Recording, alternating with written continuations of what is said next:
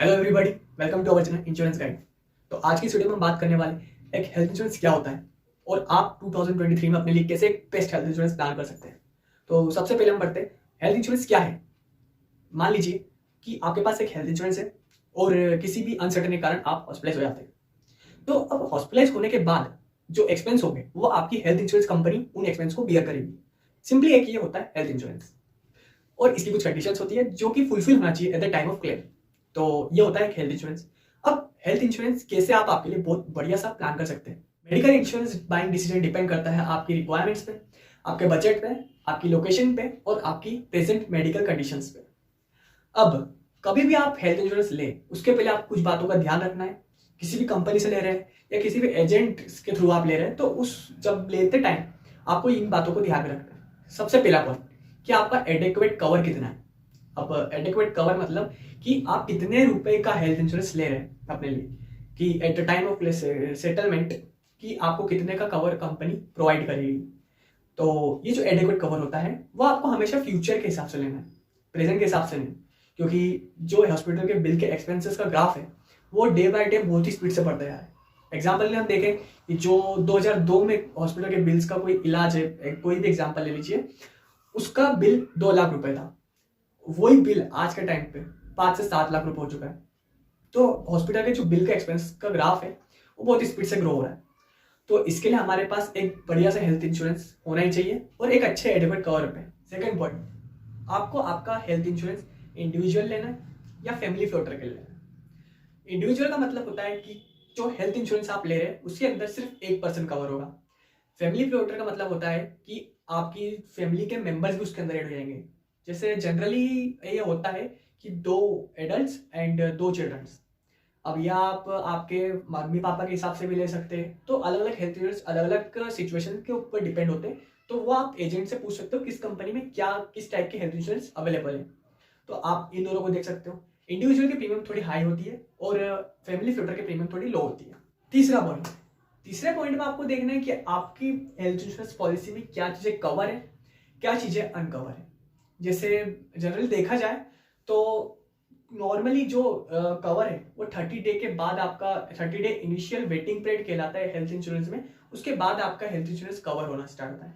But हाँ, accidental cover इसमें second day से स्टार्ट हो जाता है कि आपको दूसरे दिन से अगर कोई एक्सीडेंटल चीज के कारण आप हॉस्पिटलाइज हो रहे हैं तो आपको सेकेंड डे से कवर अवेलेबल हो जाएगा। जैसे कि कुछ डिसीजेस होती है जो कि कंपनी ने पहले से डिटरमाइन करके रखी है कि वो आपकी 2 साल के बाद कवर होगी।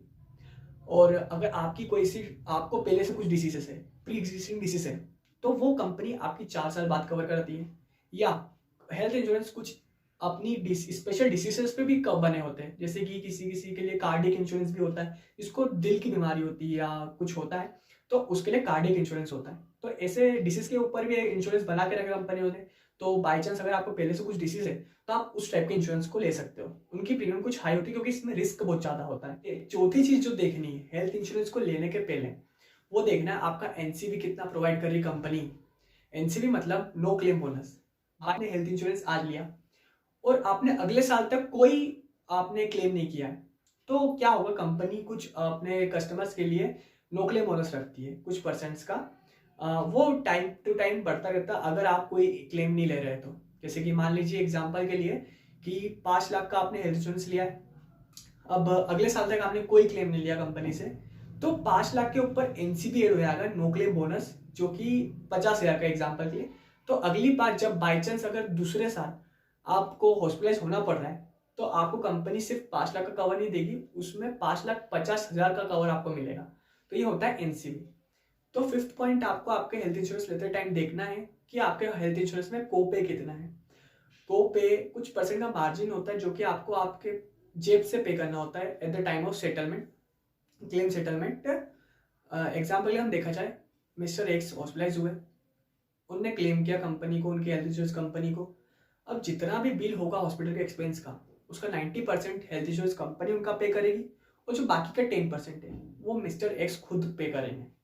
तो ये कोप पे जनरली ओल्ड एज के लिए, ओल्ड एज वाले हेल्थ इंश्योरेंस में होता है और कभी कभी दूसरे हेल्थ इंश्योरेंस में भी होता है। तो ये आपको लेने से पहले देखना है कि कितना कोपे है या नहीं है आपकी पॉलिसी में। अब नेक्स्ट पॉइंट हमारा है कि जब भी आप आपकी हेल्थ इंश्योरेंस पॉलिसी ले रहे हैं तो उसमें हमेशा देखें क्या क्या एक्सक्लूजन्स है। एक्सक्लूजन्स कंपनी कुछ सिलेक्ट करके रखती है पहले से। जैसे मैंने आपको पहले वाले पॉइंट में बताया था कि पहला एक्सक्लूजन ये होता है कि आपकी पॉलिसी का जो कवर है वो इनिशियल वेटिंग पीरियड होता है सबसे पहले। जैसे मान लीजिए आज आपने पॉलिसी ली और उसका कवर जो होगा वो 30 डे के बाद से स्टार्ट होगा। हाँ, लेकिन एक्सीडेंटल कवर अभी से स्टार्ट हो जाएगा, सेकेंड डे से स्टार्ट हो जाता है पॉलिसी लेने के एक दिन बाद से।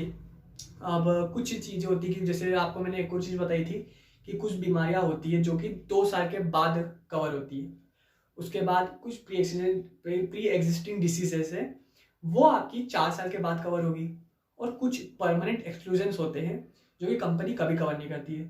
जैसे एग्जाम्पल देखा जाए, आप खुद सुसाइड करने की कोशिश कर रहे हैं तो वो कंपनी कभी हेल्थ इंश्योरेंस पॉलिसी में कवर नहीं करेगी।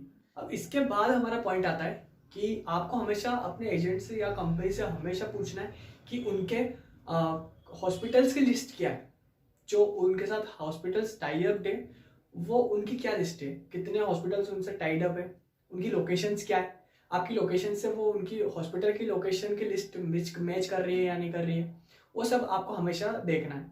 लास्ट पॉइंट आ जाता है हमारा, जब भी आप अपनी हेल्थ इंश्योरेंस पॉलिसी लें तो हमेशा आपको अपनी कंपनी का पास्ट रिकॉर्ड देखना है। उसका CSR क्या है? CSR मतलब क्लेम सेटलमेंट रेशियो।